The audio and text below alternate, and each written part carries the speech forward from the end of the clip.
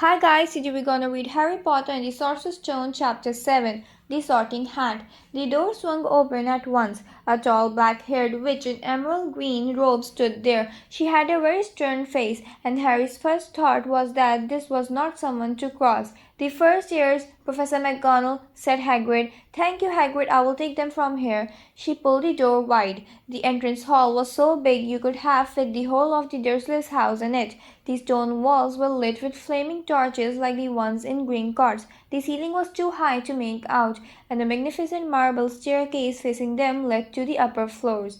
They followed Professor McGonagall across the flat stone floor. Harry could hear the drone of hundreds of voices from a doorway to the right. The rest of the school must have already be here, but Professor McGonagall showed the first years to a small empty chamber of the hall.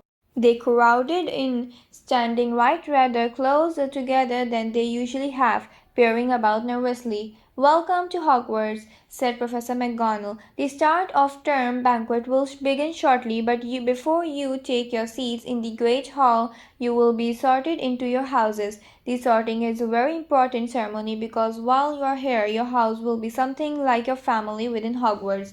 You will have classes with the rest of your house, sleep in your house dormitory, and spend free time in your house common room. The four houses are called Gryffindor, Hufflepuff, Ravenclaw, and Slytherin. Each house has its own noble history, and each has produced outstanding witches and wizards. While you are at Hogwarts, your trumps will earn your house points, while any rule breaking will lose house points. At the end of the year, the house with the most points is awarded the House Cup, a great honor. I hope each of you will be acquainted to which house becomes yours. The sorting ceremony will take place in a few minutes in front of the rest of the school. I suggest you all smarten yourselves up as much as you can while you are waiting. Her eyes lingered for a moment on Neville's clock, which was fastened under his left ear, and on Ron's smudged nose. Harry nervously tried to flatten his hair. I shall return when we are ready for you, said Professor McGonagall. Please wait quietly. She left the chamber. Harry swallowed. How exactly do they sort us into houses? He asked Ron. Some sort of test, I think. Fred said it hurts a lot, but I think he was joking. Harry's heart gave a horrible jolt. A test in front of the whole school? But he didn't know any magic yet. What on earth would he have to do? He hadn't expected something like this the moment they arrived. He looked around anxiously and saw that everyone else looked terrified too. No one was talking much except hermionegranger, who was whispering very fast about all the spells she did learn, and wondering which one she would be needing. Harry tried hard not to listen to her. He did never been more nervous, never, not even when he had to take a school report home to the Dursleys, saying that he did somehow turn his teacher's wig blue. He kept his eyes fixed on the door. Any second now Professor McGonagall would come back and lead him to his doom. Then something happened that made him jump about a foot in the air. Several people behind him screamed. What the? He gasped. So the people around him. About 20 ghosts had just streamed through the back wall, pearly white and slightly transparent. They glided across the room, talking to one another and hardly glancing at the first years. They seemed to be arguing. What looked like a fat little monk was saying, Forgive and forget. I say we ought to give him a second chance. My dear Ferrar, haven't we given Peeves all the chances he deserves? He gives us all a bad name, and you know, he is not really even a ghost. I say, what are you all doing here? A ghost wearing a ruff and tights had suddenly noticed the first years. Nobody answered. New students, said the fat Ferrar, smiling around them. About to be sorted, I suppose. A few people nodded mutely. Hope to see you in Hufflepuff, said Ferrar. My old house, you know. Move along now, said a sharp voice. The sorting ceremony is about to start. Professor McGonagall had returned. One by one the ghosts floated away through the opposite wall. Now form a line, Professor McGonagall told the first years, and follow me. Feeling oddly as though his legs had turned to lead, Harry got into the line behind a boy with sandy hair, with Ron behind him, and they walked out of the chamber, back across the hall and through a pair of double doors into the great hall.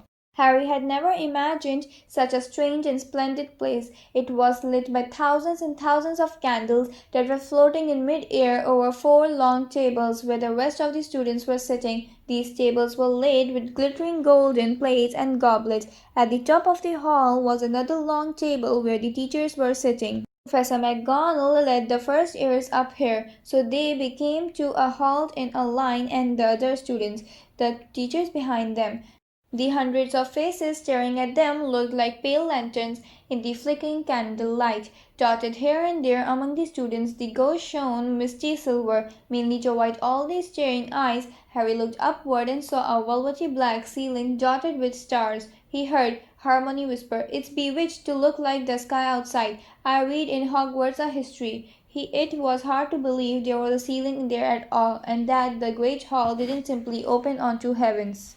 Harry quickly looked down again at Professor McGonagall silently placed a full-legged stool in front of the first years. On top of the stool she pointed a wizard's hat. That hat was patched with the frayed and extremely dirty. Aunt Petunia wouldn't have let it in the house. Maybe they'd had to try and get a rabbit out of it, Harry thought weirdly. That seemed to be the sort of thing. Noticing that everyone in the hall was now staring at the hat, he stared at it too. For a few seconds there was complete silence. Then the hat twitched. A rip near the brim opened wide like a mouth, and the hat began to sing. "Oh, you may not think I am pretty, but don't judge me in what you see. I will eat myself if you can't find a smarter hat than me.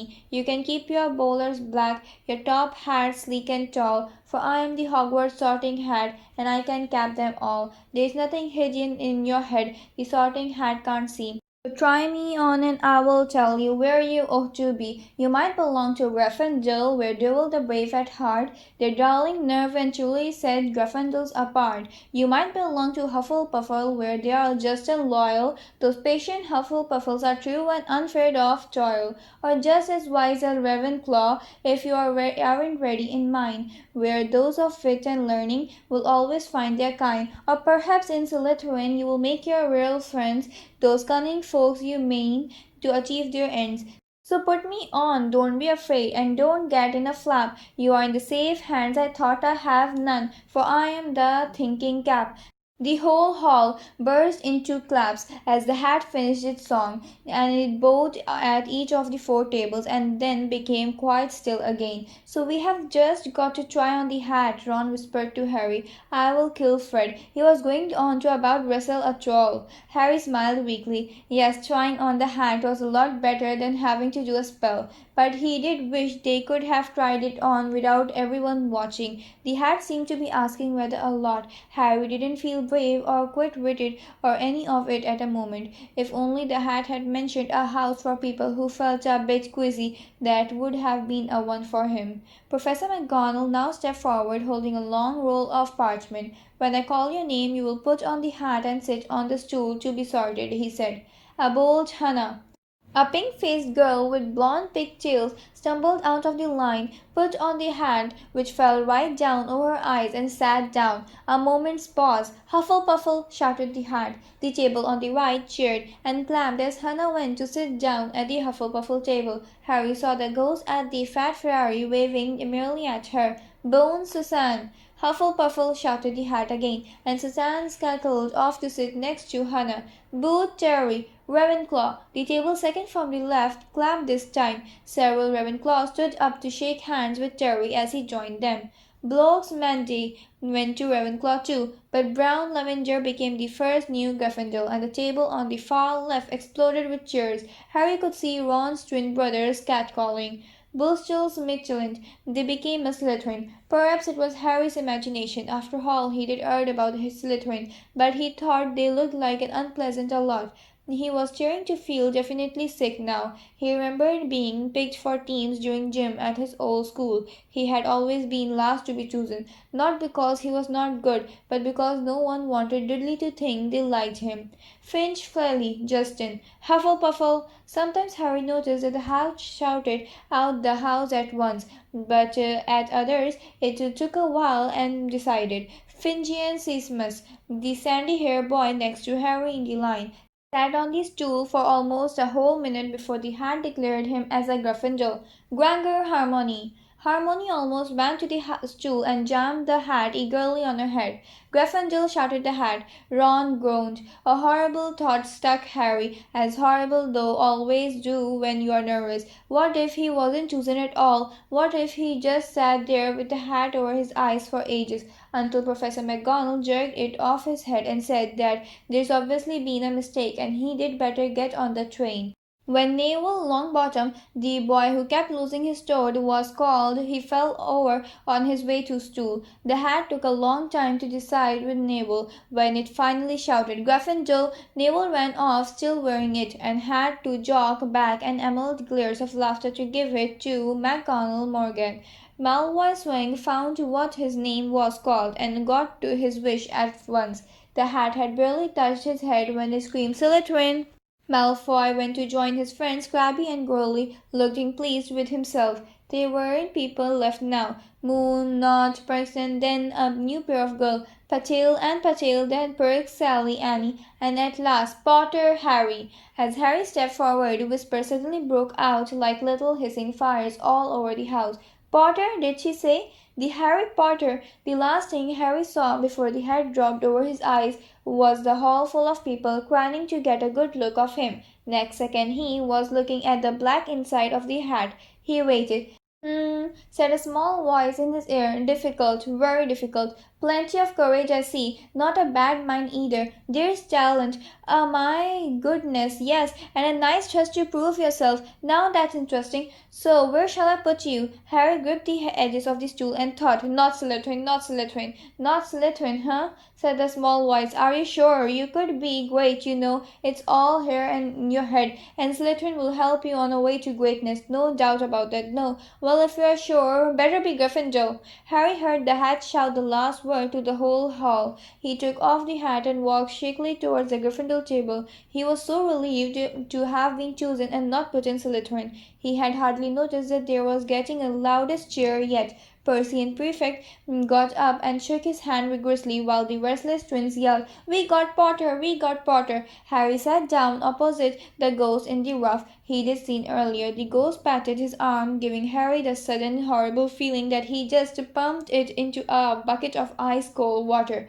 Harry could see the high table properly now. At the end nearest him sat Hagrid, who caught his eye and gave him the thumbs up. Harry grinned back, and there in the centre of the high table, in a large gold chair, sat Albus Dumbledore. Harry recognized him as once from the card he'd gotten out of the chocolate frog on the train.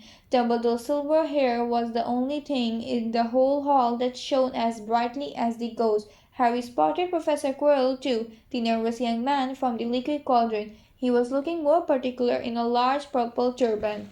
And now there were only 3 people left to be sorted. Thomas Dent and a black boy even taller than Ron joined Harry in the Gryffindor table. Turspe's Lisa became a Ravenclaw, and then it was Ron's turn. He was pale green by now. Harry crossed his fingers under the table, and a second later the hat shouted Gryffindor. Harry clapped loudly with the rest as Ron collapsed into the chair next to him. Well done, Ron, excellent, said Percy Weasley pompously across Harry as Zabini Blast was made a Slytherin. Professor McGonagall rolled up her scroll and took the sorting hat away. Harry looked down at his empty gold plate. He had only just realized how hungry he was.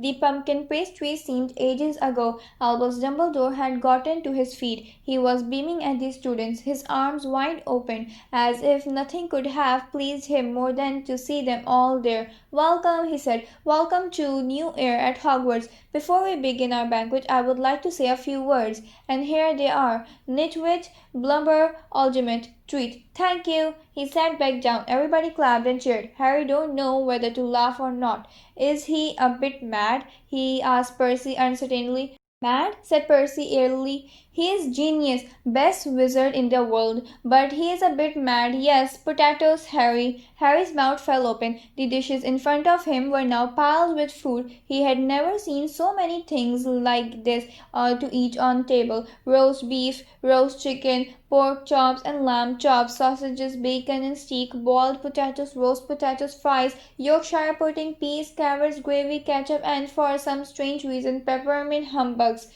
The Dursleys had never exactly starved Harry, but he had never been allowed to eat as much as he liked.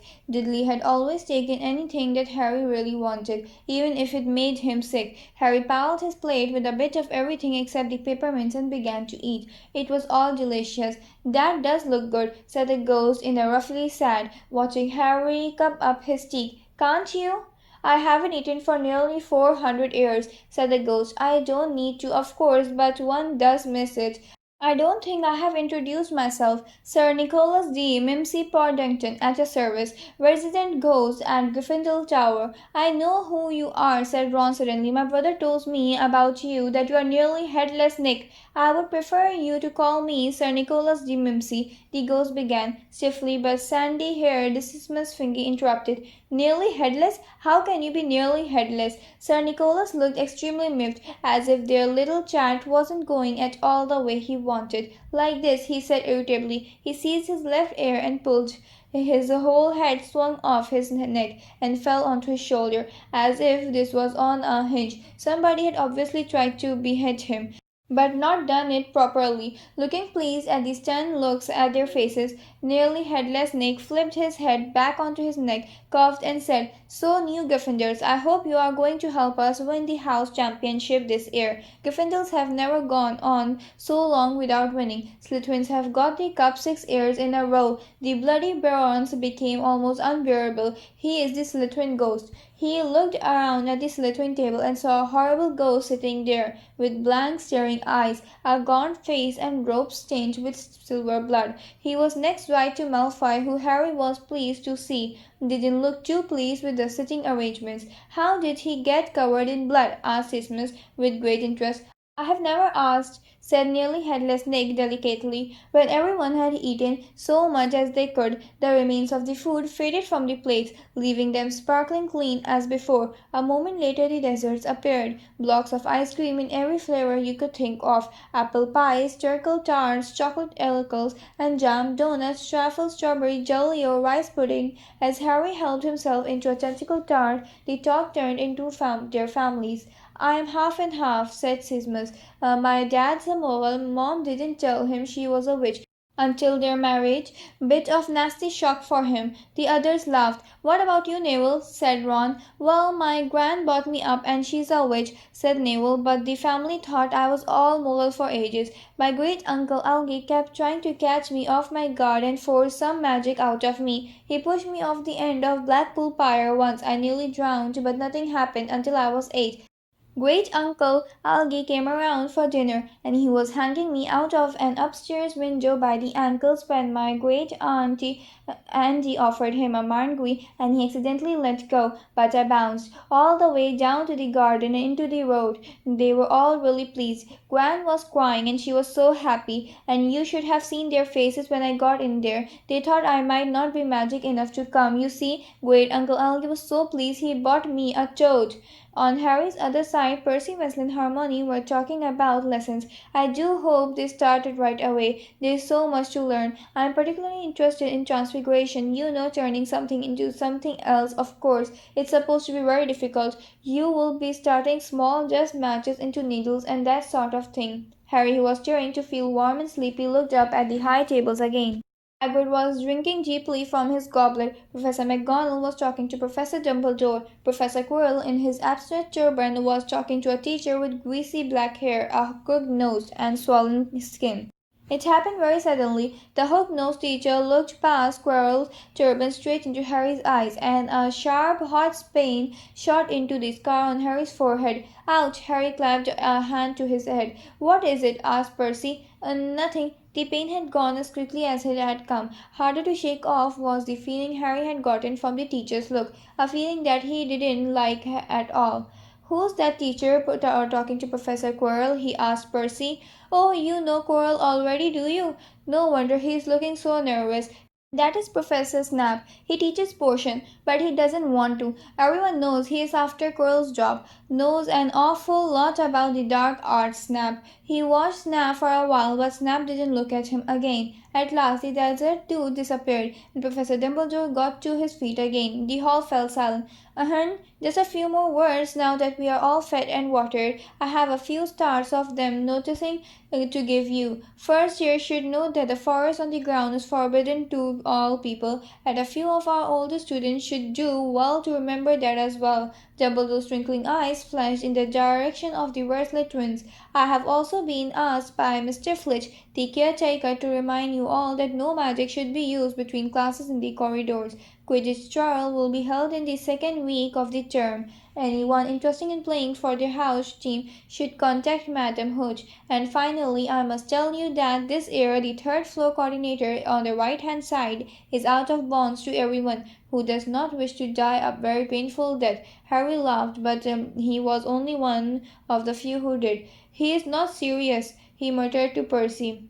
Maybe, said Percy, frowning at Dumbledore. It's odd, because he usually gives us a reason why we aren't allowed to go somewhere. The forest full of dangerous beasts, everyone knows that. I do think he might have told us prefects at least. And now, before we go to bed, let us sing the school song, cried Dumbledore. Harry noticed that the other teacher's smile had become rather fixed. Dumbledore gave his wand a little flick, as if he was trying to get a fly off the end, and a long golden ribbon flew off it, which rose high above the tables and twisted itself, snake-like, into words. Everyone picked their favorite tune, said Dumbledore, and off we go, and the school bellowed, Hogwarts, Hogwarts, Hogwarty Hogwarts, teach us something, please. Whether we be old and bland or young with scrabby knees, our heads could do with filling with some interesting stuff, for now they are bare and full of air, dead flies and bits of fluff. So teach us things worth knowing, bring back what we have forgot, just do our best, we will do the rest and learn until our brains are rot. Everybody finished the song at different times. At last only the Weasley twins were left singing along to a very slow funeral march. Dumbledore conducted their last few lines with his wands, and when they had finished, he was one of those who clapped loudest. Ah, music, he said, wiping his eyes, a magic beyond all we do here. And now, bedtime, off we trot. The Gryffindor first years followed Percy through the chattering crowds, out of the great hall, and up the marble staircase. Harry's legs were lead-like again, but only because he was so tired and full of food. He was too sleepy even to be surprised that the people in the portraits along the corridors whispered and pointed as they passed, or that twice Percy had led them through doorway hidden behind sliding panel hanging tripside. They climbed more staircase, yawning and dragging their feet, and Harry was just wondering how much further they had to go when they came to a sudden halt. A bundle of walking sticks was floating in the mid-air ahead of them, and as Percy took a step forward, they started to throw themselves at him. Peeves, Percy whispered at the first years. Polyester. He raised his voice. Peace, show yourself. A loud, rude sound, like the air being let out of a balloon, answered, Do you want me to go to the bloody Baron? There was a pop, and a little man with flitch dark eyes and a wide mouth appeared, floating cross-legged in the air, clutching the wall stick. Oh, he said, with an evil crackle, Eagle Fritzes, what fun! He swooped suddenly at them. They all ducked. Go away, Peeves, or the Baron hear about this. I mean it, barked Percy. Peeves stuck out his tongue and vanished, dropping the walking stick on Neville's head. They heard him zooming away, rattling coats of armor as he passed. You want to watch out for Peeves, said Percy as they set off again. The bloody Baron's the only one who can control him. He won't even listen to us prefects. Here we are. At the very end of the corridor, huge, a portrait of a very fat woman in a pink silk dress. Pass what she said. Captain Janctus, said Percy, and the portrait sunk forward to reveal a round hole in the table. Charles trembled through it, and Neville needed a leg up, and found themselves in the Gryffindor common room, a cosy round room full of squishy armchairs. Percy directed the girls through one door to their dormitory and the boys through another. At the top of a spiral staircase, they were obviously in one of the towers. They found their beds at last. 54 posters hung with deep red velvet curtains. Their trunks had already been brought. Too tired to talk much, they pulled on their pajamas and fell into bed. Great food, isn't it? Ron muttered to Harry through his hangings. Get off, Scrubbers, he's chewing my sheets. Harry was going to ask Ron if he had any of the treaties start, but he fell asleep almost at once. Perhaps Harry had eaten a bit too much, because he had a very strange dream. He was wearing Professor Quirrell's turban, which kept talking to him, telling him he must transfer to Slytherin at once, because it was his destiny. Harry told the turban he didn't want to be in Slytherin. It got heavier and heavier. He tried to pull it off, but it tightened painfully, and there was Malfoy, laughing at him as he struggled with it. Then Malfoy turned into a hook-nosed teacher, Snap, whose laugh became high and cold. There was a burst of green light and Harry woke, sweating and shaking. He rolled over and fell asleep again, and when he woke next day he didn't remember the dream at all.